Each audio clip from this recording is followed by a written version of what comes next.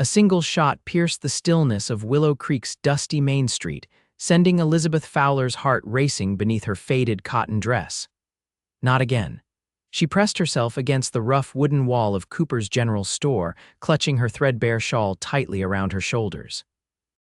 A stagecoach thundered past, kicking up a cloud of dust that momentarily obscured the source of the commotion, but she knew. Everyone in town knew. The Westland boys were back. The year was 1875, and Willow Creek had grown from a mining camp to a proper frontier settlement in Colorado Territory. For Violet Fowler, the town was both haven and prison. At 22, she had long ago accepted her place in the cruel hierarchy of frontier society, the plain, limping daughter of the town drunk, destined to fade into spinsterhood while watching prettier girls with proper families find husbands and happiness. "Get inside, Violet," Elizabeth hissed, yanking her daughter's arm as another shot rang out. "Those hooligans are at it again." Violet stumbled after her mother, her right leg dragging slightly as it always did, a permanent reminder of the fever that had nearly taken her life as a child.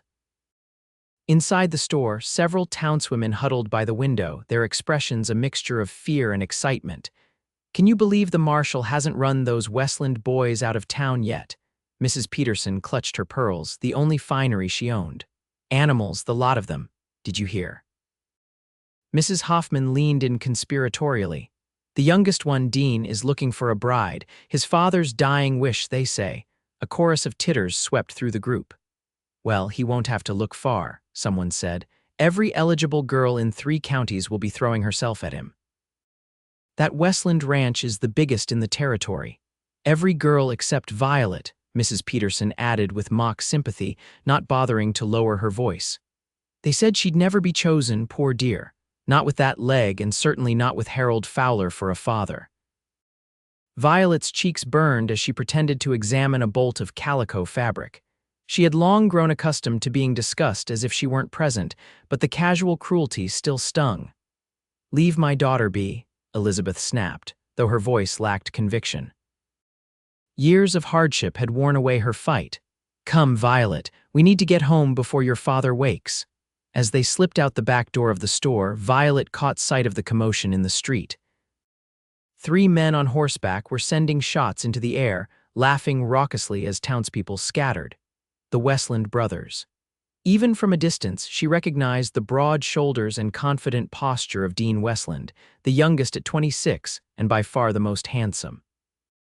Unlike his brothers, he rarely participated in the wilder antics, though he never stopped them either. For a brief, impossible moment, his eyes found hers across the dusty street.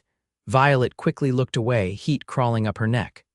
"Hurry now," her mother urged, oblivious to the exchange. They lived on the outskirts of town in a small, sagging cabin that had once been painted white, but had long since weathered to a dismal gray. As they approached, Violet's stomach knotted with familiar dread. Her father's boots were visible through the window. He was home early from the saloon. "Maybe we should wait," Violet whispered. Her mother squared her thin shoulders. "He'll be worse later. Better now while he's only half in the bottle." Inside, Harold Fowler slouched at the rickety table, a half-empty whiskey bottle before him. Once a respected carpenter, he descended into drink after a mining accident crushed his hands, leaving them gnarled and nearly useless. With his livelihood gone, bitterness had consumed him like a slow-burning fire. "Where have you two been?" he slurred, not looking up. "Just the store, Harold," Elizabeth answered, her voice artificially bright. "We needed flour." "And how did you pay for it? With promises?" He laughed humorlessly. "Cooper's extending credit again, Mrs. Miller paid me for mending her children's clothes," Violet said quietly, setting down their meager purchases. "I've been saving." Her father finally looked at her, his bloodshot eyes narrowing. "Saving for what? A wedding dress," he laughed again, crueler this time. "Don't waste your money, girl. No man wants damaged goods." "Harold, please," Elizabeth began, but he slammed his fist on the table, making both women flinch. "Truth hurts, doesn't it? Limping around town like a wounded deer. It's a miracle the wolves haven't picked you off yet." He took another swig from the bottle. "Maybe we should be grateful. At least we've got someone to look after us in our old age, Elizabeth? Our very own spinster daughter." Violet said nothing, methodically putting away their purchases, ignoring the burning behind her eyes. She'd learned long ago that tears only fueled his rage. Instead, she moved to the stove and began preparing supper, letting her father's continuing tirade wash over her like rainwater. Later that night, after her parents had fallen asleep, Violet slipped outside with her mending basket. The night air was cool and clean, a blessed relief from the stifling atmosphere inside. She settled on an old stump behind the cabin, moonlight providing just enough illumination for her needle to flash in and out of the fabric. The sound of approaching hoofbeats made her freeze. Visitors at this hour were rare and rarely welcome. Quickly, she tucked her work into her basket and rose to hurry inside. "Miss Fowler," the deep voice stopped her. She turned slowly to find Dean Westland dismounting from his horse, his tall frame silhouetted against the starlit sky. Up close, he was even more imposing than he appeared from a distance, broad-shouldered and lean-hipped, with a face that might have been carved from granite if not for the surprisingly gentle set of his mouth. "Mr. Westland," she acknowledged, her voice barely audible. "What brings you out this way?" He removed his hat, revealing dark hair that curled slightly at the ends. "I apologize for the late hour. I saw your light and thought." He hesitated, seeming uncharacteristically uncertain. "Truth is, I've been meaning to speak with you." Violet's heart thundered in her chest. "With me?" "Whatever for?" He shifted his weight, boots scuffing in the dirt. "Your father came by the ranch yesterday. He was not in his right mind." Cold dread washed over her. "What did he do?" "He tried to sell me some furniture he claimed to have made. When I declined, he became agitated." Dean's expression darkened. "He said some things about you and your mother that no man should say about his family." Shame and anger warred within her. "I apologize for my father's behavior. The drink speaks for him these days." "You have nothing to apologize for," Dean said firmly. "But I wanted to make sure you and your mother were safe." The concern in his voice was so unexpected that Violet hardly knew how to respond. "We manage," she finally said, lifting her chin slightly. Dean studied her for a long moment, his expression unreadable in the moonlight. "Do you remember when we were children, before my family moved to the big ranch?" The question caught her off guard. "I remember," she said cautiously. "The Westlands had once lived on the edge of town, not far from the Fowler cabin, before striking it rich with cattle. You used to pick wildflowers in the meadow behind the schoolhouse," he continued. "You wore them in your hair." Violet stared at him, astonished that he would remember such a detail. "That was before I got sick," she said quietly. "Before the fever that had nearly killed her and left her with a permanent limp, and before Dean Westland became the most eligible bachelor in the territory." "I remember that too," he said, his voice softening. "I brought you a book while you were recovering, my mother's copy of Ivanhoe." "You left it on the porch," she recalled suddenly. "I never knew who it was from." A smile ghosted across his face. "I was too shy to give it to you directly." The idea of Dean Westland confident, commanding Dean Westland being shy around her was so absurd that Violet almost laughed. Instead, she asked, "Why are you telling me this now?" He stepped closer, close enough that she could see his eyes were the color of the sky just before dusk. "Because I want you to know that I've seen you, Violet Fowler, not just now but always." Before she could process his words, a crash sounded from inside the cabin, followed by her father's angry shout. Dean's expression hardened. "I should go," Violet said quickly. He nodded, though reluctance was evident in his stance. "I'll be at the Founders' Day dance tomorrow. Will you be there?" The annual Founders' Day celebration was the biggest event in Willow Creek's social calendar. In previous years, Violet had helped with preparations but never attended the dance itself. "I don't dance," she said, gesturing vaguely at her leg. "Neither do I," he replied with a small smile. "But I'd still like to see you there." With that, he replaced his hat, mounted his horse, and rode away, leaving Violet staring after him in bewildered silence. The following morning dawned bright and clear, perfect weather for Founders' Day. The entire town buzzed with activity as merchants set up booths. Children ran excited circles around the newly constructed dance platform, and women arranged potluck dishes on long trestle tables. Violet helped where she could, mostly staying in the background as she always did. Her mother had gone to assist with the quilting demonstration, leaving her blessedly free from both parents for a few hours. "Well, look who's here," came a sickeningly sweet voice from behind her. Violet Fowler actually considering joining the festivities. Ruby Miller stood with her usual coterie of friends, all daughters of successful merchants or ranchers, all dressed in their finest. Ruby's red dress was clearly new, the fabric expensive and the cut fashionable. "I'm just helping with the preparations, Ruby," Violet replied evenly, continuing to arrange flowers in a jar. "Of course you are," Ruby smiled with false sympathy. "It's so good of you to contribute even if you can't participate fully." Her eyes flicked meaningfully to Violet's leg. One of Ruby's friends giggled, but was silenced by an elbow to the ribs when Dean Westland approached the group. "Ladies," he greeted them with a polite tip of his hat, though his eyes moved past them to land on Violet. "Miss Fowler."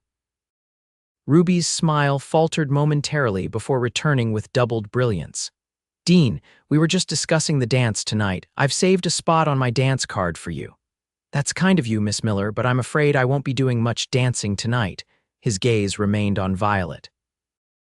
"I was hoping to speak with Miss Fowler, if you'll excuse us." The look of shocked indignation on Ruby's face would have been comical if Violet hadn't been equally stunned. As Dean led her away, she could feel the collective stares of every woman in the vicinity burning into her back. "You're causing quite a stir, Mr. Westland," she murmured when they were out of earshot. "Dean," he corrected, "and let them stare. I've been wanting to talk to you again since last night." They stopped near the edge of the celebration, where a massive oak provided shade and some privacy. Dean seemed different in daylight, less mysterious, perhaps, but no less intense. The sleeves of his white shirt were rolled up to reveal tanned forearms, and his dark hair was neatly combed, though a rebellious lock fell across his forehead. "About what happened with your father," he began, but Violet shook her head. "Please, I'd rather not discuss him today." Dean nodded, respecting her wishes. "Then perhaps we could discuss why a woman like you hides herself away from the world. A woman like me." Violet repeated, uncertain whether to be offended, intelligent, kind, beautiful. He said the words matter-of-factly, as if stating that the sky was blue. Violet blinked rapidly, fighting the urge to look over her shoulder to see if someone else stood behind her. "Mr. Westland, Dean, I think you're confusing me with someone else." "I'm not." His gaze was steady. "I've watched you for years, Violet. The way you help Mrs. Jenkins with her children when her husband is away on cattle drives, how you taught Timothy Parker to read when the school teacher gave up on him. The flowers you leave on the graves in the cemetery, not just your brother's, but the unmarked ones too." She stared at him, astonished that he had noticed these things, these small kindnesses she performed believing no one was watching. "Why would you pay attention to such things? To me?" Dean's expression softened. "Because even as a boy I recognized something rare and valuable. The years have only confirmed what I suspected then." "And what was that?" she whispered. "That you are the strongest person in this town and the most genuine." He stepped closer, close enough that she had to tilt her head to maintain eye contact. "While everyone else was watching my family's rise to prosperity, you were the only one who never looked at me differently." Violet couldn't deny it. She had always seen Dean as simply himself, not as a wealthy rancher's son or an eligible bachelor, but as the quiet, thoughtful boy who had once left a book on her porch when she was ill. Before she could respond, a commotion erupted nearby. The distinct sound of her father's drunken voice rose above the general festive noise. Violet's stomach plummeted. "Violet," Harold Fowler bellowed, staggering through the crowd. "Where are you hiding, girl?" People parted like water around him, expressions ranging from disgust to pity. Elizabeth trailed behind him, her face a mask of humiliation as she tried futilely to draw him away from the celebration. "I should go," Violet said quickly, already stepping toward the inevitable confrontation. Dean caught her arm gently. "Let me handle this." "No," she insisted. "You'll only make it worse. He hates feeling inferior to anyone, especially your family." Dean's jaw tightened, but he released her arm with obvious reluctance. "I'll be watching. If he tries to hurt you, he won't," Violet assured him, though with less confidence than she would have liked. "Not in public, at least." She hurried toward her father, intercepting him before he could disrupt the festivities further. "Father, you're tired. Let me take you home." Harold's bloodshot eyes narrowed as he focused on her with difficulty. "There you are, hiding from your own father, are you?" "Ashamed?" "No, father, just helping with the preparations." She took his arm, trying to guide him away from the curious onlookers. He shook her off roughly. "Don't patronize me, girl. Saw you talking with that Westland boy. What lies were you telling him about me, eh?" "None, father." "Please, let's go home. Mother can make you some coffee." Elizabeth appeared beside them, her face drawn with exhaustion. "Harold, please, think of your health." "My health?" He laughed bitterly. "What about my pride? My daughter sneaking around with a man who thinks he's too good for the likes of us." "No one's sneaking," Violet said firmly, "and no one thinks they're too good for anyone." "Is that so?" Her father swayed dangerously. "Then why's he suddenly sniffing around you after all these years?" "You think a man like that wants damaged goods like you?" The cruel words struck Violet like physical blows, but she refused to flinch. "That's enough, father. I'll tell you why," Harold continued as if she hadn't spoken. "It's because he knows you'll be grateful. Any crippled girl would be grateful for attention from the likes of Dean Westland." A hush fell over the nearby onlookers. Violet was acutely aware of pitying glances and whispers behind hands. Her cheeks burned with humiliation, but she kept her chin up. "Mr. Fowler." Dean's voice cut through the uncomfortable silence. He had approached without Violet noticing, his expression thunderous despite his controlled tone. "I believe you're unwell. Perhaps you'd allow me to help you in your family home." Harold's face darkened with rage. "I don't need charity from you, Westland, and I don't need you preying on my daughter." "Father," Violet gasped. "Praying," Dean repeated dangerously. "Is that what you think I'm doing?" "I know your type," Harold sneered. "Playing with those beneath you because you can." "Well, my daughter isn't a toy for your amusement." "No, she isn't," Dean agreed, his voice level. "She's a woman deserving of respect, particularly from her father." Harold lurched forward suddenly, fist raised. Before he could swing, however, Marshal Thompson stepped between them, his weathered face stern. "That's enough, Fowler," the lawman said firmly. "I'm taking you to the jail to sleep it off." "You can't arrest me for speaking the truth," Harold protested as the marshal took his arm. "I'm arresting you for disturbing the peace and attempted assault," Thompson replied coolly. "Mrs. Fowler, Miss Fowler, my apologies." As the marshal led her father away, Elizabeth covered her face with trembling hands. Violet put an arm around her mother's shoulders, acutely aware of the stares from the townspeople. "Let me take you both home," Dean offered quietly. Violet wanted nothing more than to disappear, to hide from the pitying looks and whispers. But her mother's shoulders shook beneath her arm, and she knew they couldn't walk all the way home in this state. "Thank you," she accepted, her voice barely audible. Dean's wagon was comfortable, with a new leather seat and well-oiled wheels that barely rattled on the uneven road. He drove with steady hands, occasionally glancing at the two women beside him but respecting their need for silence. When they reached the Fowler cabin, Dean helped Elizabeth down first. The older woman murmured her thanks before hurrying inside, clearly eager to escape the humiliation of the day. Violet hesitated before descending, suddenly reluctant to part from Dean's steadying presence. "I'm sorry," she said finally, "for my father's behavior, for everything." "Don't apologize for him," Dean replied, his voice gentle but firm. "His actions are his own. Still, what he said about you about us was unforgivable." Dean studied her face for a long moment. "Do you believe what he said? That I'm only interested in you because I think you should be grateful for my attention?" The direct question startled her. I don't know why you're interested in me at all." "Then let me make it clear." He took her hand, his calloused fingers warm against hers. "I admire your strength, your kindness, your integrity. I admire the way you care for others without expectation of reward. I admire your quiet dignity in the face of cruelty." He paused, his eyes never leaving hers. "And yes, I find you beautiful, I always have." Violet's heart hammered in her chest. "Even with my limp, Violet," he said softly, "I don't see a limp when I look at you. I see a woman who overcame something that would have broken many others." Tears pricked at her eyes and she blinked them away. You can't mean that, not when there are women like Ruby Miller in town, perfect, whole women from good families. Perfect? Dean actually laughed. Ruby Miller has spent her entire life trying to be what others expect of her. There's nothing genuine about her. His expression sobered. But you, Violet, you're real, and that's infinitely more valuable than perfection. A tear escaped despite her efforts, trailing down her cheek. Dean reached out tentatively, brushing it away with his thumb. I should go inside, she said, reluctantly pulling away. Mother needs me, he nodded, releasing her hand. Will I see you at the dance tonight? The question hung between them, weighted with possibility. Violet hesitated, torn between yearning and fear. I don't know, she answered honestly. After today, I'm not sure I can face everyone. If you come, Dean said, I'll be waiting. But if you don't, I'll understand. Either way, this isn't the end of our conversation, Violet Fowler.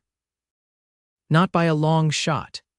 As he drove away, Violet stood watching until his wagon disappeared around the bend. Only then did she turn toward the cabin, her mind and heart in turmoil. Inside, her mother sat at the table, staring blankly at the worn wooden surface.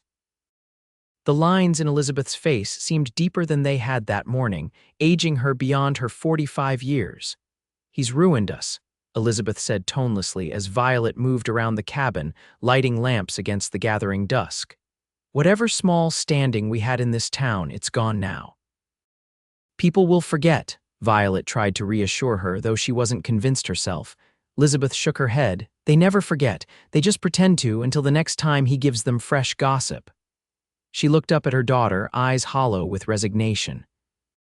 And now he's dragged Dean Westland into it, that poor man. Dean doesn't seem to mind, Violet said cautiously. Her mother's laugh held no humor. Of course he minds, he's just too much of a gentleman to show it. She reached across the table to grasp Violet's hand. Listen to me, child. Men like Dean Westland don't marry girls like you. Not because you aren't worthy, you're worth 10 of those simpering debutantes, but because that's not how the world works. The sooner you accept that, the less it will hurt. Violet withdrew her hand slowly. And if I don't want to accept it? Elizabeth sighed heavily. Then you'll end up disappointed and heartbroken. Is that what you want? No, Violet admitted quietly, but I don't want to hide away forever either. Her mother studied her for a long moment. You're thinking of going to that dance, aren't you? Violet nodded, surprised by her own determination. Yes, I think I am. Instead of the argument Violet expected, Elizabeth's expression softened. Then you'll need something to wear. She rose and moved to the trunk at the foot of her bed, lifting the lid to reveal carefully folded fabric. I've been saving this. It was meant to be a Christmas gift. She withdrew a dress of soft blue cotton, simply made but far nicer than anything Violet currently owned. It's not silk or satin, Elizabeth said apologetically, but it's new and I think the color will suit you. Violet touched the fabric reverently. Mother, it's beautiful, but how did you afford it? A small, proud smile curved Elizabeth's lips. I've been putting aside a little from my mending money for months. Mrs. Cooper helped me choose the fabric and pattern. Her smile faded. I wanted you to have something pretty, something that wasn't a hand-me-down or made over from old curtains. Tears welled in Violet's eyes as she embraced her mother. Thank you, she whispered. It's perfect. Elizabeth held her tightly for a moment before pulling away, her practical nature reasserting itself. Well, if you're going to a dance, we'd best get you ready. Your hair could use a good brushing, and I think I have a bit of rose water somewhere. As the sun began to set, casting long shadows across the cabin floor, Violet allowed herself to be fussed over. Elizabeth brushed her daughter's long brown hair until it shone, then twisted and pinned it into a simple but elegant style, leaving a few soft tendrils to frame her face. The dress fit perfectly, emphasizing Violet's slender waist and complementing her fair complexion. Looking in the small, spotted mirror, Violet hardly recognized herself. The woman staring back at her wasn't beautiful in the conventional sense. Her features were too strong for that, her chin too determined, but there was a quiet dignity in her expression that hadn't been there before. There, Elizabeth said with satisfaction. You look lovely. A knock at the door startled them both. Elizabeth went to answer it, returning moments later with a small package. It's from Dean Westland, she explained, handing it to Violet. His ranch hand delivered it. Violet opened the package with trembling fingers to find a simple silver comb adorned with tiny blue forget-me-nots. "There's a note," her mother pointed out. The paper was crisp, the handwriting bold but neat. "For your hair if you decide to come. The flowers reminded me of the ones you used to wear as a girl. I'll be waiting. D.W." "Well," Elizabeth said softly, reading over her daughter's shoulder. "Perhaps I was wrong about Dean Westland." Violet carefully tucked the comb into her hair, the silver gleaming against the brown strands. "Will you come with me?" she asked her mother. Elizabeth shook her head. "No, child, this is your night. Besides, someone should be here when your father returns." Her lips thinned at the mention of Harold. "Are you sure?" "Quite sure." Elizabeth adjusted the comb slightly. "Now go before it gets too late. And Violet—" "Yes, mother. Remember that you deserve happiness, regardless of what your father or anyone else says." With those words echoing in her mind, Violet set off toward town. The 3/4-mile walk would have been daunting on a normal day, but tonight, bolstered by newfound courage and the knowledge that Dean Westland was waiting for her, her steps were lighter than they had been in years. The town square glowed with lantern light, the music from the makeshift bandstand spilling into the night air. Couples whirled across the wooden dance floor while others clustered around tables laden with food and drink. Children darted between groups of adults, playing elaborate games of tag and hide and seek. Violet paused at the edge of the celebration, suddenly uncertain. In the blue dress with her hair arranged and Dean's comb catching the light, she felt conspicuous, especially after the scene her father had caused earlier. Already she could see people noticing her, conversations pausing as heads turned in her direction. For a moment, she considered turning back, retreating to the safety of shadows and low expectations. Then she spotted Dean, standing tall near the refreshment table, his eyes scanning the crowd with increasing frequency. When his gaze finally found her, the smile that transformed his face was like sunrise breaking over the mountains, gradual, then all at once brilliant. He moved toward her with purpose, ignoring those who tried to engage him in conversation along the way. Violet took a deep breath and stepped forward to meet him, acutely aware of her uneven gait but refusing to hide it. "You came," he said simply when they stood before each other. "I came," she agreed. His eyes took in the silver comb and his smile deepened. "It suits you. Thank you. For the comb and for the kind words in your note." Around them, people had resumed their conversations, though many glances still strayed their way. Ruby Miller stood with a group of young women, her expression thunderous as she watched Dean and Violet together. "Would you like something to drink?" Dean offered, gesturing toward the refreshment table. "Yes, please." As they moved through the crowd, Violet was conscious of the whispers that followed them. Most were curious rather than malicious, but she heard her father's name more than once and felt her cheeks warming with remembered humiliation. "Ignore them," Dean murmured, placing a protective hand at the small of her back. "They'll find something new to gossip about by tomorrow." At the refreshment table, he poured her a cup of punch, his movements confident and sure. Violet accepted it gratefully, using the moment to gather her composure. "I wasn't sure you'd want to see me again," she admitted. "After what my father said," Dean's expression darkened briefly. "Your father's opinions are his own, they have no bearing on mine." Still, he caused quite a scene.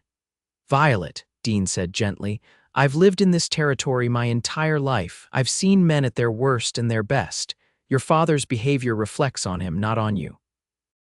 She studied his face, searching for any sign of pity or condescension, but found only genuine warmth. Something tight within her chest began to loosen. "The last time I attended a dance," she confessed, "I was 15, before my illness." Understanding dawned in his eyes. "And you haven't danced since," she gestured vaguely at her leg. "It's difficult to keep balance sometimes, and no one ever asked. I'm asking now." Dean set down his cup and extended his hand. "Dance with me, Violet," panic fluttered in her chest. "I can't, I'll embarrass you, embarrass us both." "You could never embarrass me," he said with such conviction that she almost believed him. "Besides, I warned you yesterday I'm not much of a dancer either." The band had started playing a slow waltz, the kind that required minimal footwork. Violet hesitated, torn between fear and longing. "Trust me," Dean said softly, his hand still extended. Taking a deep breath, Violet placed her hand in his. His fingers closed around hers, warm and steady, as he led her toward the dance floor. She was acutely aware of the curious stares following them, but Dean's unwavering presence beside her made them easier to bear. At the edge of the wooden platform, he turned to face her, placing his right hand gently at her waist while maintaining his hold on her left hand. "Just follow my lead," he murmured. "Small steps." As they began to move, Violet concentrated on the rhythm, her right leg stiff but manageable as long as she kept her steps short. Dean matched his pace to hers, never rushing, never showing impatience when she momentarily lost her balance. "See," he said after they had completed a full circuit of the floor. "Not so terrible." Despite her nervousness, Violet found herself smiling. "Only because you're being kind." "Not kind, selfish," he corrected with a grin. "I've wanted to hold you like this for years." The admission sent a wave of warmth through her that had nothing to do with exertion.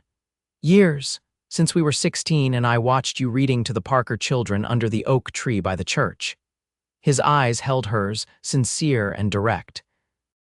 "You had flour on your cheek from baking, and you did all the different voices for the characters. I thought you were the most amazing girl I'd ever seen." Violet nearly missed a step in her surprise. "I remember that day. You rode by with your brothers. I didn't think you even noticed me." "I always noticed you, Violet." His voice deepened. "Always." The music drew to a close and they stopped moving, though neither made any motion to separate. Around them, other couples shifted and changed partners, but Dean's hand remained at Violet's waist, steadying and warm. "Dean Westland." Ruby Miller's voice cut through the moment like a knife. "You promised me a dance, remember?" Dean turned, still keeping one hand on Violet's waist. "Good evening, Miss Miller. I believe I said I wouldn't be doing much dancing tonight." Ruby's painted smile didn't reach her eyes as she assessed Violet with a dismissive glance. "Yet here you are, dancing after all." She placed a possessive hand on Dean's arm. "Surely you can spare one dance for an old friend." Before Dean could respond, Violet gently withdrew from his light embrace. "Please, don't let me keep you. I should rest for a moment anyway." Dean frowned, clearly reluctant to leave her. "Are you sure?" "Quite sure," Violet assured him, though the thought of watching him dance with beautiful, graceful Ruby made her stomach twist. "I'll wait by the refreshment table." As Ruby triumphantly led Dean back onto the dance floor, Violet made her way to a quiet corner, grateful for the opportunity to catch her breath. Dancing had been more taxing than she'd anticipated, both physically and emotionally. "That was quite a sight," came a familiar voice. Violet turned to find Mrs. Cooper, the general store owner's wife, watching her with kind eyes. Unlike many of the townswomen, Mrs. Cooper had always treated Violet with genuine respect. "I'm sure it was," Violet agreed, suddenly self-conscious.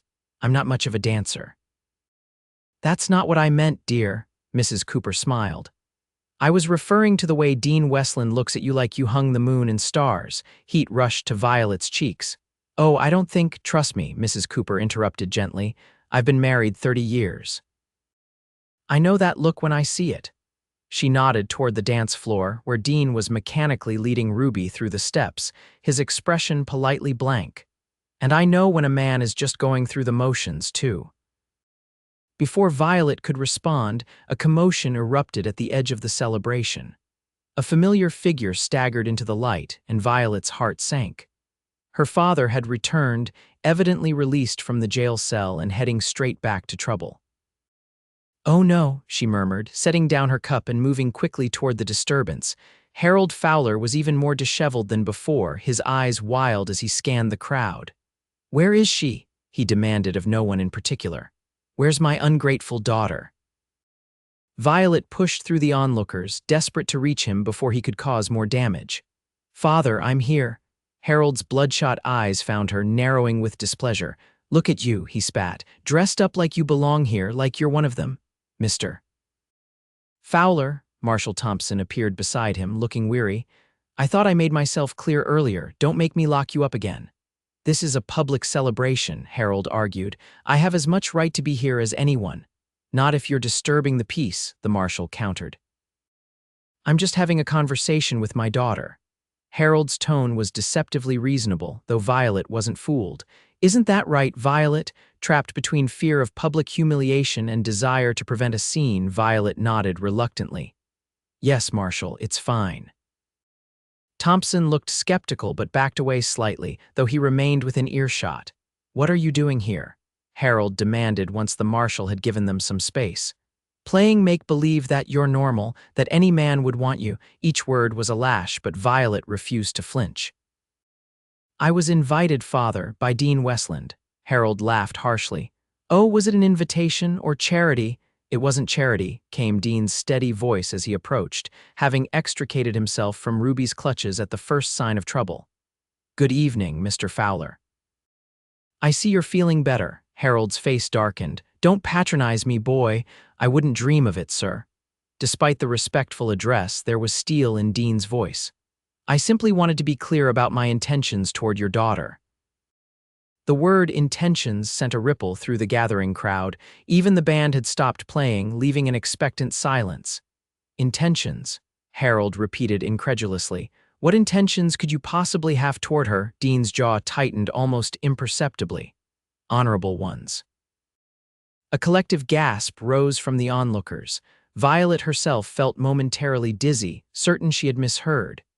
You can't be serious, Harold scoffed. Look at her, limping around like a wounded animal. What kind of wife would she make for a man like you? The only kind I want, Dean replied evenly. One with intelligence, compassion, and dignity. Harold's face contorted with rage. This is some kind of joke, isn't it? Some cruel game you rich folks play with those beneath you. No joke, Mr. Fowler. Dean turned to Violet, his expression softening. I've respected your wishes all these years, Violet. Kept my distance because you seem to want it that way, but I can't stay silent anymore, not when your own father doesn't recognize your worth. He took her hand, his calloused fingers enveloping hers. They said you'd never be chosen, he continued, his voice carrying clearly in the hushed silence. But they were wrong. I chose you long ago when we were children, before your illness, before my family's fortune. I chose you then, and I choose you now. Tears welled in Violet's eyes, blurring her vision of his earnest face. Dean, this is absurd, Harold interrupted, swaying slightly. You're Dean Westland. You could have any woman in the territory. Why would you settle for damaged goods? Dean's expression hardened as he turned back to Harold. Sir, I've tried to be respectful because you're Violet's father, but if you refer to your daughter as damaged goods one more time, respect be damned. The barely veiled threat hung in the air between them. For a moment, it seemed Harold might lunge at Dean, but instead he took an unsteady step backward. Fine, he slurred. Take her, see if I care, but don't come crying when you realize what you've saddled yourself with. With that, he turned and staggered away, the crowd parting silently to let him pass. Marshal Thompson followed discreetly, ensuring he left without further incident. In the awkward silence that followed, Violet became acutely aware of every eye upon them, some curious, others envious, a few genuinely pleased. She fought the urge to flee, to hide from the scrutiny and whispers. I'm sorry, Dean said quietly, still holding her hand. I didn't mean to make a public declaration like that. I had planned something more private. You meant it, Violet asked, her voice barely audible. What you said about choosing me, every word. He squeezed her hand gently. Though I'd understand if you wanted nothing to do with me after this spectacle. Despite everything, her father's cruelty, the public humiliation, the years of believing herself unworthy, Violet found herself smiling. I think I'd like some air, she said, and perhaps some company while I get it. Relief washed over Dean's features. I know just the place. As he led her away from the celebration, whispers and speculation erupted behind them. For once, Violet didn't care. Let them talk. Let them wonder. None of it mattered compared to the warm strength of Dean's hand holding hers. They walked to a small garden behind the church, where an old wooden bench sat beneath a spreading oak tree. The sounds of the dance were muted here, the lantern light distant enough to leave them in peaceful semi-darkness, with only moonlight filtering through the leaves overhead. This is where you used to read to the Parker children, Dean noted as they sat side by side on the bench. You remember that? Violet asked, touched by his recollection of such a small detail. I remember everything about you. He turned to face her, his expression earnest. The way you braid wildflowers into your hair in spring. How you always have a kind word for old Mr. Jenkins, even when he's being cantankerous. The way your eyes light up when you're reading something you love. Violet shook her head in wonder. I had no idea you noticed these things. I wanted to tell you, he admitted. So many times, but first you were recovering from your illness and then, he hesitated. Then it seemed like you wanted to be left alone. You kept to yourself, and I thought perhaps my attention would be unwelcome. I was ashamed, Violet confessed, the words difficult after years of keeping them buried. After the fever, when I couldn't walk properly anymore, I felt like less than I was before, damaged, as my father says. Dean's hand tightened around hers. You are not damaged, Violet. The fever changed you, yes, but it didn't diminish you. If anything, overcoming it made you stronger. That's a kind way to look at it. It's the truth. He released her hand to gently turn her face toward his. The truth is, I've been in love with you since we were 17, when I saw you standing up to Billy Thompson for bullying Timothy Parker. You were so fierce, so righteous, this slip of a girl facing down the marshal's son without a trace of fear. He was being cruel, Violet remembered. Timothy couldn't help his stutter. Exactly, Dean smiled. You defended him when no one else would. That's when I knew for certain that you were the woman I wanted to spend my life with. Violet stared at him, unable to reconcile his words with the reality she had accepted for so long.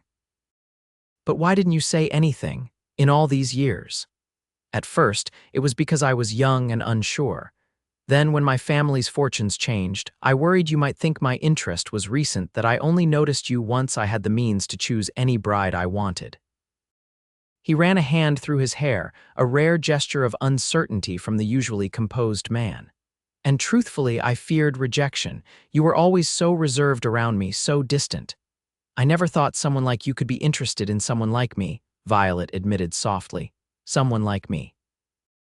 Dean repeated with a raised eyebrow, handsome, wealthy, respected. She shrugged, embarrassed. You could have any woman in the territory. I don't want any woman. His voice deepened, grew more intense. I want you, Violet Fowler, only you. The conviction in his eyes stole her breath. Slowly, giving her every chance to pull away, Dean leaned forward and pressed his lips to hers. The kiss was gentle, questioning at first, then deepening as Violet responded, her hand rising to rest against his chest where she could feel his heart thundering as rapidly as her own. When they finally parted, both slightly breathless, Dean rested his forehead against hers. I've wanted to do that for a very long time, he murmured. So have I, Violet confessed, surprising herself with the admission. Dean drew back slightly, his expression growing serious. I meant what I said earlier about my intentions, Violet. I want to court you properly with your permission, of course. The formal request made her smile. I think I'd like that very much. Your father won't make it easy, he warned. No, she agreed, her smile fading. He won't. And neither will some people in town. They'll say I'm after your money or that you're settling out of pity. Let them talk. Dean's dismissal was decisive. We know the truth. Violet wished she could share his certainty, but years of doubt and insecurity couldn't be erased in a single night, no matter how magical. It won't be simple, Dean. The best things rarely are. He took both her hands in his. I'm not asking for an answer tonight, Violet. Just a chance to show you how serious I am. Will you give me that? Looking into his hopeful face, Violet found she couldn't deny him or herself this opportunity. Whatever obstacles lay ahead, whatever whispers followed them, the possibility of happiness with Dean was worth facing them. Yes, she said simply. I will. His smile was like sunrise breaking over the mountains, gradual at first, then suddenly brilliant. He stood, still holding her hands, and helped her to her feet. Then may I escort you home, Miss Fowler? Violet nodded, her heart lighter than it had been in years. You may, Mr. Westland. As they walked back through town toward her cabin, Violet was conscious of curious glances from those still celebrating, but for once, she didn't shrink from the attention. With Dean's strong presence beside her, his hand occasionally brushing hers in a gesture that was both protective and possessive, she found it easier to hold her head high. The walk seemed shorter than usual, the night air sweeter, the stars overhead brighter. When they reached the small clearing where the Fowler cabin stood, Violet hesitated, reluctant for the evening to end. A light burned in the window, indicating her mother was still awake. Of her father there was no sign, though Violet suspected he had found his way to one of his drinking companions for the night. "I should go in," she said softly. "Mother will be worried." Dean nodded, though his reluctance matched hers. "May I call on you tomorrow? Perhaps take you for a drive around the countryside." The formal invitation made her smile. "I'd like that." He reached out to touch the silver comb still nestled in her hair, his fingers gentle. "Keep this, a token of my intentions." "I'll treasure it," she promised. For a moment they stood in silence, neither wanting to part. Then Dean leaned down and pressed another kiss to her lips, this one briefer but no less sweet. "Good night, Violet," he murmured. "Good night, Dean." As she watched him walk back toward town, Violet touched her fingers to her lips, still warm from his kiss. For the first time in years, she allowed herself to hope for a future brighter than her past one, where she was valued not despite her differences, but because of the strength they had helped her develop. Inside the cabin, Elizabeth sat at the table, her tired face lighting up as Violet entered. "You're back, and you look," she paused, studying her daughter's glowing countenance. "Happy, you look happy." Violet sank into a chair, unable to stop smiling. "I am, Mother, more than I can say." Elizabeth reached across the table to take her daughter's hand. "Tell me everything." And so, in the warm lamplight of their humble cabin, Violet shared the events of the evening. Dean's declaration, her father's cruelty, the kiss in the church garden, and the promise of a drive the following day. When she finished, Elizabeth's eyes glistened with unshed tears. "Dean Westland," she mused, shaking her head in wonder. "Who would have thought it?" "Not me," Violet admitted. "I still can hardly believe it myself." "Well, I can," Elizabeth said firmly. "You're a treasure, Violet Fowler. I've always known it, even when your father's bitterness blinded him to the truth. It's about time someone else recognized it too." Violet fingered the silver comb she'd removed from her hair, watching the tiny forget-me-nots catch the lamplight. "He said he's wanted to court me for years. That he chose me long ago. And do you believe him?" her mother asked gently. Violet considered the question, remembering the sincerity in Dean's eyes, the careful way he had matched his steps to hers during their dance, the tenderness of his kiss. "Yes," she realized, "I do." Elizabeth squeezed her hand. "Then that's what matters. Not what your father thinks or the town gossips or anyone else, just what's in your heart and his."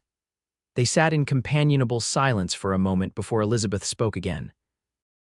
"Your father won't take this well when he finally sobers up enough to understand." "I know," Violet sighed, "but I can't let his bitterness dictate my life anymore, Mother. I've done that for too long already." "Good girl," Elizabeth said with quiet approval.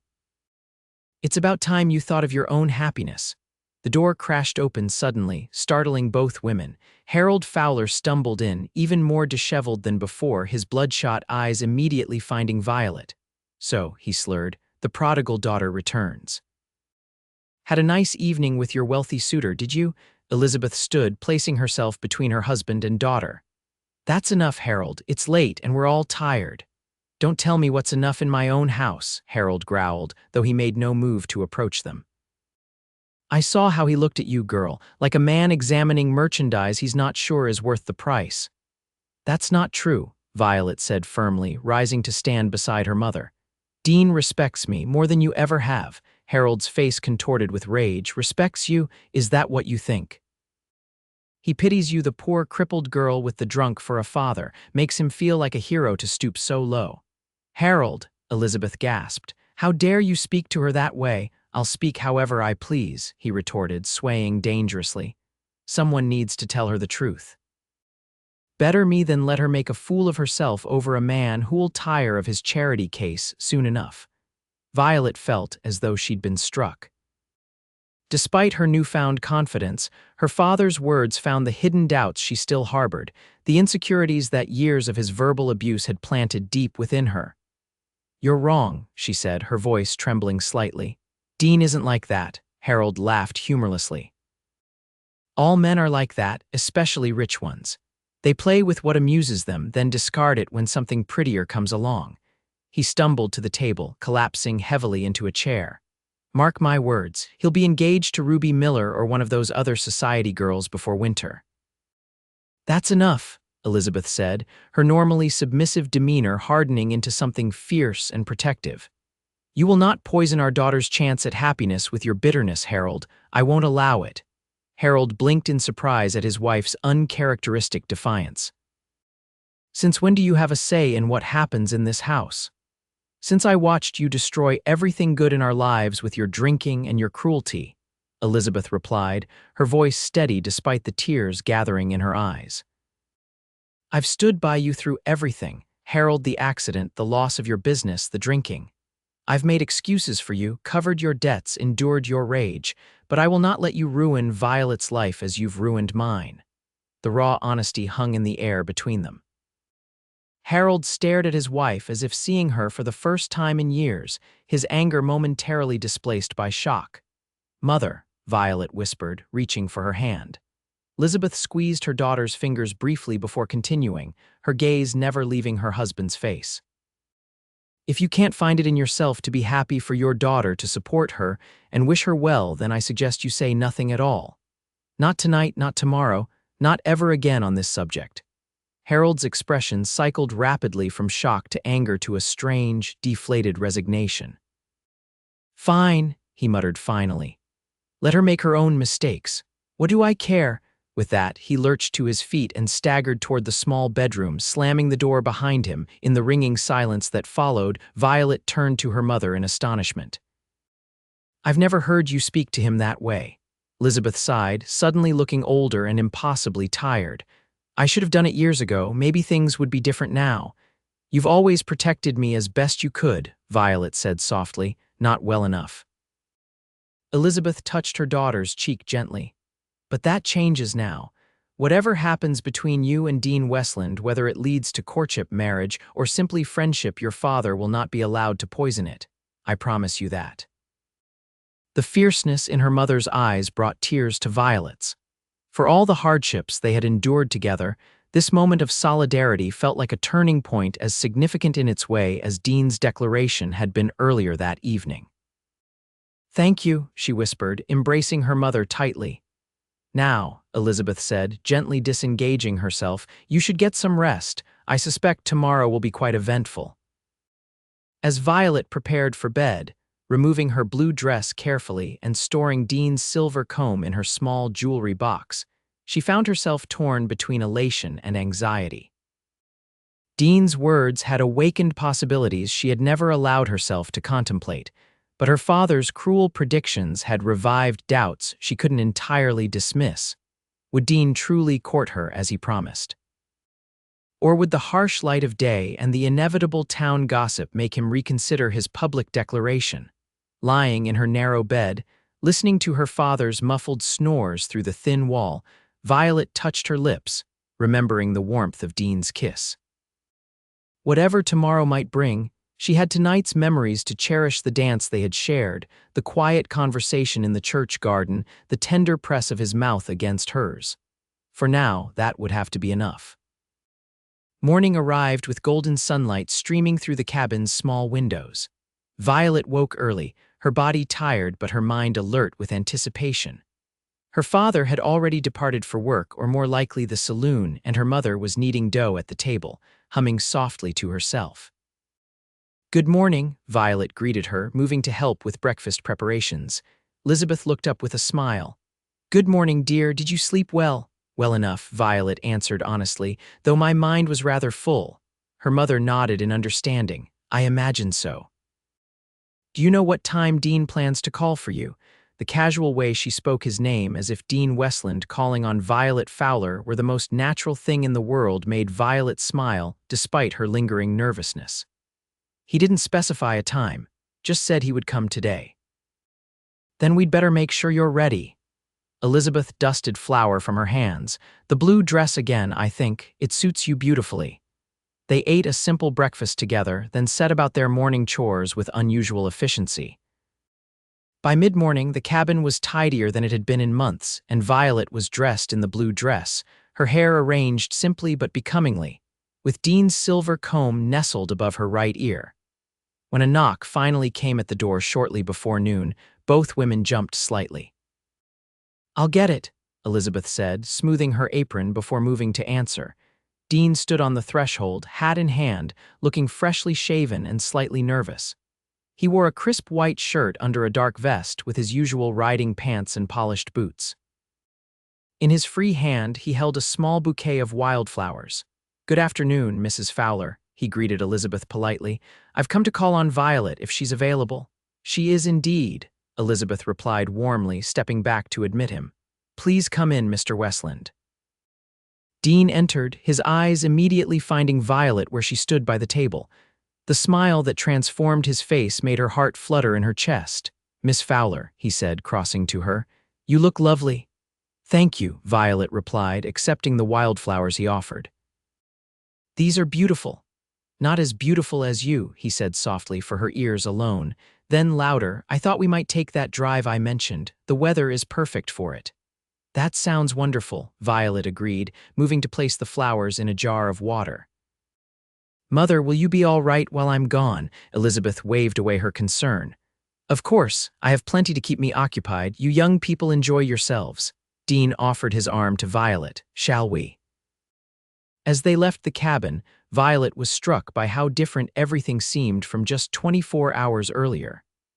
The same path she had walked thousands of times now felt new and full of possibility, the familiar landscape transformed by the presence of the man beside her. Dean's carriage waited at the edge of the clearing, a handsome vehicle with polished wood and leather seats, pulled by two matching bay horses. He helped her up with careful hands, then circled to take his place beside her. "Where are we going?" Violet asked as they set off. "I thought I'd show you some of my favorite places," Dean replied, handling the reins with practiced ease. "If that sounds agreeable." "Very agreeable." They drove in comfortable silence for a time, the carriage following a winding path away from town and toward the foothills. Violet was acutely aware of Dean beside her, the clean scent of soap and leather that clung to him, the careful way he guided the horses over rougher patches of road, the occasional glances he cast in her direction when he thought she wasn't looking. "About last night," he said finally, "I hope I didn't embarrass you with my rather public declaration." Violet smiled slightly. "It was certainly unexpected. I had planned something more private," Dean admitted, "a proper courtship with your parents' blessing. But when I saw your father speaking to you that way," his hands tightened on the reins momentarily, "I couldn't remain silent." "I'm glad you didn't," Violet said softly. He glanced at her, his expression hopeful. "Truly," she nodded. "Though I still find it difficult to understand why you would choose me when you could have any woman in the territory." Dean guided the carriage off the main road onto a narrower track that wound upward through a grove of aspens. "I think that's a conversation better had with a view," he said. "We're almost there." "Almost where?" "Patience, Miss Fowler," he replied with a smile that made her heart skip. "Some things are worth the wait." The narrow track eventually opened onto a small meadow nestled among the trees. From this elevated position, Violet could see for miles the town of Willow Creek laid out like a child's toy set, the ribbon of river winding through the valley, and the distant mountains rising majestically against the blue sky. "Oh," she breathed, taking in the panorama. "It's beautiful." "This is my thinking place," Dean explained as he set the brake and secured the horses. "I come here when I need perspective." He came around to help her down from the carriage, his hands strong and sure at her waist. Even after her feet touched the ground, he didn't immediately release her, his eyes searching her face with an intensity that made her breath catch. "To answer your question," he said quietly, "I didn't choose you because I couldn't have other women. I chose you because no other woman has ever measured up to you in my eyes." Violet shook her head slightly, still struggling to believe his words despite the evident sincerity in his expression. "But why? I'm nothing special, Dean. I'm plain and lame and poor." "You are the furthest thing from plain I've ever seen," he contradicted her firmly. "Your eyes change color with your moods, sometimes gray, sometimes blue, sometimes a shade I don't even have a name for. Your smile transforms your entire face. As for your limp," he shrugged, "it's part of you, but it doesn't define you, and poverty is a circumstance, not a character trait." He released her waist to take her hands in his. "What defines you, Violet Fowler, is your kindness, your strength, your dignity in the face of cruelty. The way you care for others without seeking recognition or reward. His voice deepened with emotion. That's why I chose you. That's why I'll keep choosing you every day for as long as you'll allow it. Tears pricked at Violet's eyes. No one had ever spoken to her this way, as if she were precious and worthy and desired. "Dean," she whispered, unable to find adequate words for the emotions swelling within her. He seemed to understand, his expression softening as he released one of her hands to brush away a tear that had escaped down her cheek. "I don't expect you to believe everything I'm saying right away," he said gently. "Years of your father's cruelty can't be erased in a day. But I hope you'll give me the chance to show you, day by day, how much you mean to me." Violet nodded, overwhelmed by the tenderness in his voice and touch. "I want to believe you," she admitted. "More than anything, then that's enough for now." Dean smiled, the expression lighting his entire face. "Shall we sit? I've brought a picnic." From the carriage, he produced a wicker basket containing bread, cheese, cold chicken, and a bottle of lemonade. They spread the simple feast on a blanket in the meadow grass. The valley spread out beneath them like a living map. As they ate, Dean asked about her interests, what she liked to read, her favorite places in town, the things that brought her joy. Violet found herself speaking more freely than she had in years, sharing thoughts and dreams she had kept private even from her mother. Dean listened attentively, asking questions that showed genuine interest rather than mere politeness.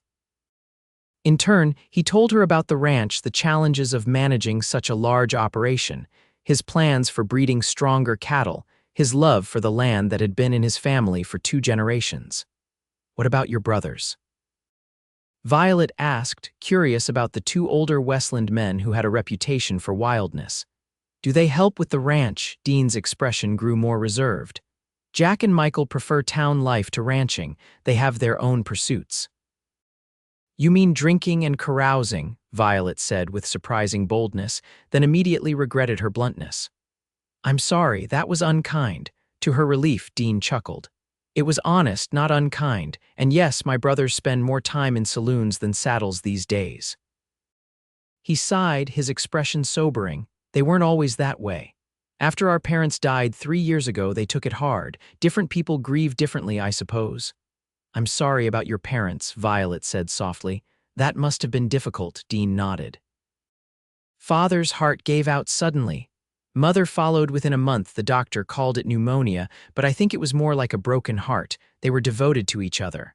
The simple statement held a wealth of meaning. Violet thought of her own parents, her mother's loyalty despite years of mistreatment, her father's descent into bitterness and cruelty. What would it be like to witness a marriage built on mutual devotion rather than endurance? "That's what I want," Dean continued, as if reading her thoughts. "The kind of partnership my parents had, complete trust, unwavering support, the certainty that no matter what challenges arise, you face them together." His gaze held hers steadily. "That's what I believe we could have, Violet, if you're willing." The directness of his statement took her breath away. "Are you proposing, Mr. Westland?" she asked, trying for lightness despite the sudden rapid beating of her heart. "Not yet," he replied with equal candor. "When I propose, you'll know it. But I am stating my intentions clearly.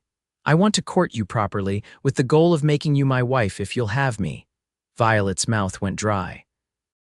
Despite the events of the previous night, despite the conversation they were having at this very moment, part of her had still doubted the reality of Dean Westland's interest in her. But there was no mistaking the seriousness of his expression or the clarity of his words. "I don't know what to say," she admitted. "You don't have to say anything right now," he assured her. "I know this is sudden, at least from your perspective. I've had years to consider my feelings for you. You've had less than a day to adjust to the idea that those feelings exist." He reached across the blanket to take her hand. "All I'm asking for today is permission to call on you, to spend time together, to show you who I am and learn who you are." Put that way, it seemed both reasonable and enticing. "I'd like that," Violet said, surprised by the steadiness of her own voice. Dean's smile was like sunshine breaking through clouds. "Good." He squeezed her hand gently before releasing it. Now, shall I tell you about the time Jack and Michael convinced me a mountain lion was stalking our camp, when it was actually just them dragging a branch through the underbrush? The rest of the afternoon passed in comfortable conversation and laughter. Violet couldn't remember the last time she had felt so at ease with another person, so free to be herself without fear of judgment or ridicule. Dean had a gift for storytelling, bringing his childhood adventures to life with vivid descriptions and self-deprecating humor. In turn, he drew out stories from her own past happy memories from before her illness, of picking wildflowers with her mother or learning to bake bread from Mrs. Cooper. When the sun began its westward descent, Dean reluctantly suggested they should start back. As they packed the remnants of their picnic, Violet found herself wishing the day could somehow be extended indefinitely, this perfect interlude away from judgment and gossip and her father's bitter presence. "I've had a wonderful time," she said as Dean helped her into the carriage. "So have I." He settled beside her, taking up the reins.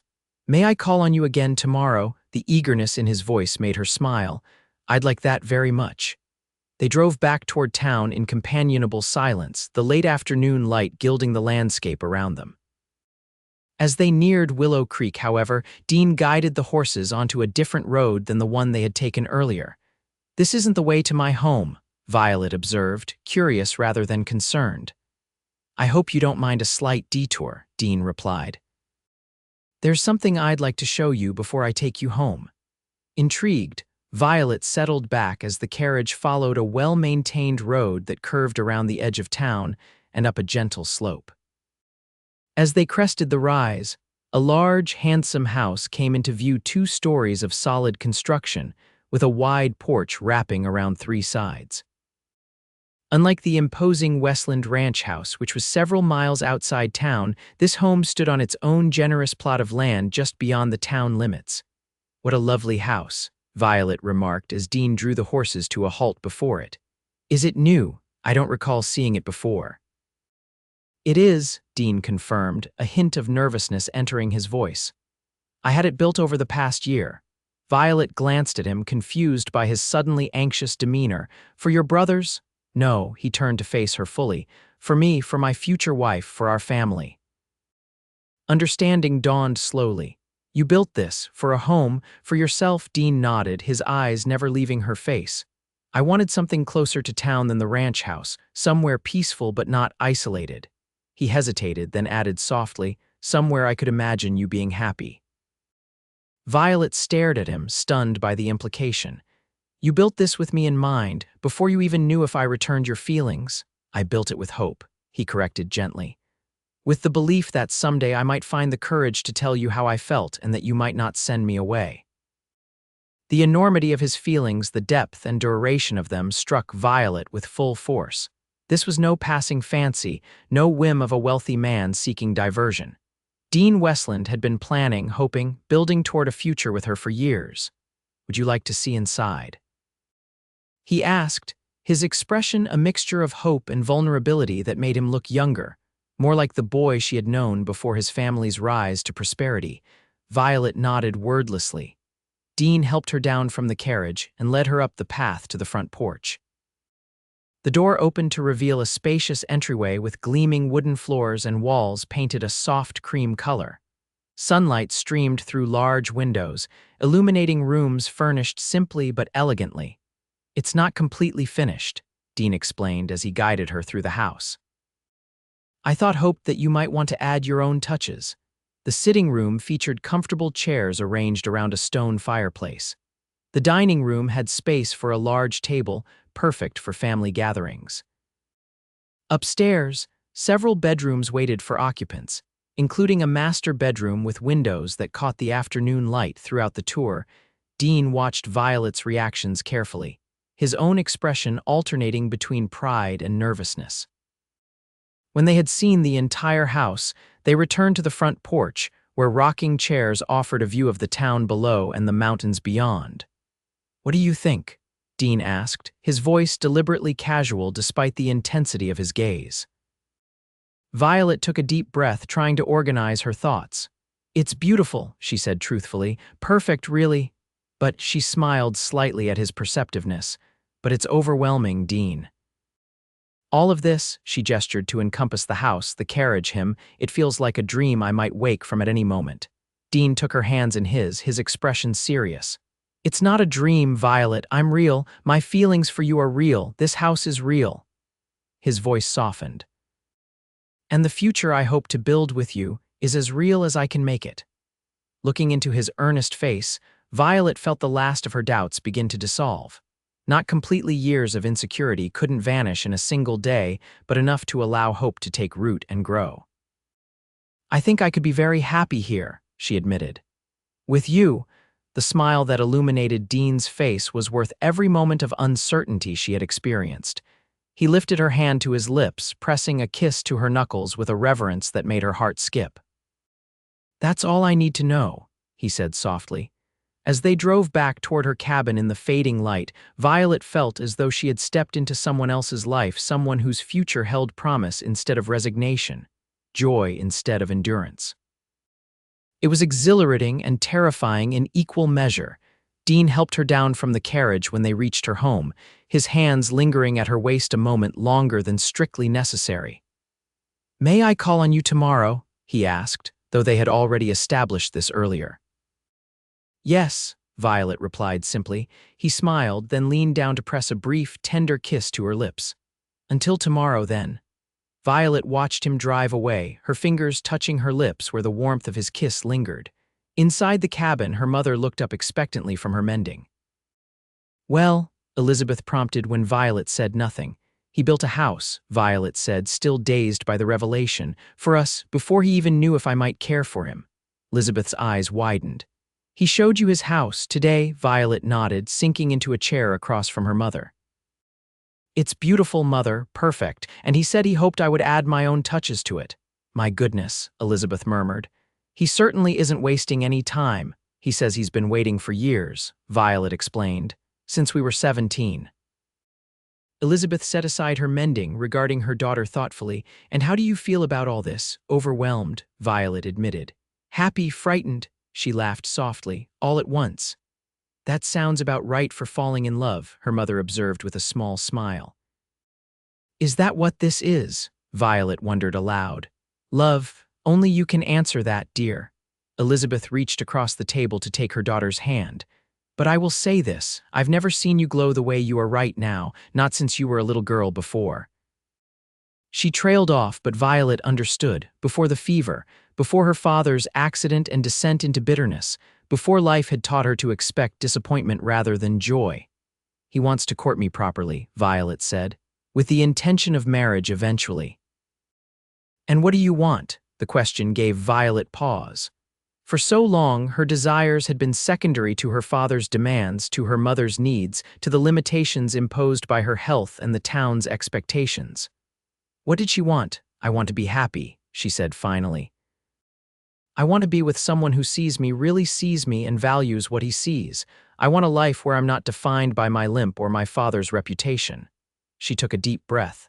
"I think I could have that with Dean." Elizabeth squeezed her hand. "Then I'm happy for you, my dear, truly." The cabin door banged open suddenly, admitting Harold Fowler. Unlike the previous night, he appeared relatively sober, though his expression darkened at the sight of his wife and daughter in close conversation. "Well, well," he said, hanging his hat on a peg by the door. "If it isn't my wife and my suddenly popular daughter. Planning the wedding already, are you?" Violet tensed, but Elizabeth's hand tightened on hers in silent support. "Good evening, Father," Violet said evenly. "Did you have a productive day?" Harold snorted, moving to the stove to examine the contents of the simmering pot. "Productive enough, though not as productive as you, apparently. Saw you riding around town in Westland's fancy carriage." He ladled stew into a bowl and brought it to the table, "causing quite a stir, the two of you." "Dean took me for a drive," Violet confirmed, refusing to be baited. "We had a lovely afternoon." "I'm sure you did."